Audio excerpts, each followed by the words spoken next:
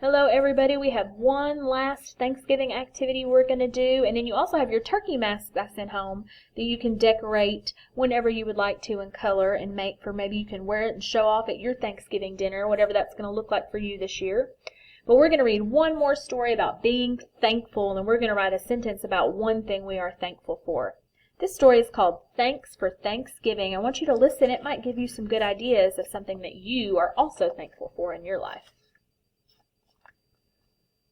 Thanks for Thanksgiving, for turkey and pie. Thank you for fall and gold leaves floating by. Thank you for school. I love to feel smart. Thank you for music and dancing and art. Thank you for play dates, for swings and for slides. Thank you for hopscotch and piggyback rides. Thanks for sweet puppies and soft, furry cats. Thank you for dress-up, red shoes and big hats. Thanks for umbrellas, for rain boots and puddles. Thank you for Mommy and warm, cozy cuddles. Thank you for Daddy and rides on a sled. Thank you for kisses and tucks into bed. Thanks for the moon and the stars up above. But most of all, thanks for the family I love.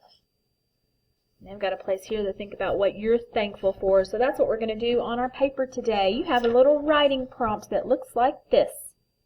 It's got some words we're going to trace together. It says, I am thankful for. But the first thing we're going to do is put what at the top? Our name.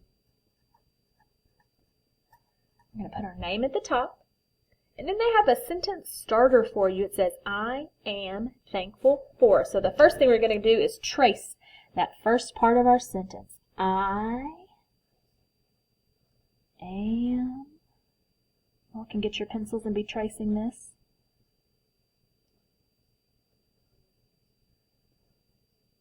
Thankful for. And then I want you all to think, what is one thing, the one thing you are the most thankful for?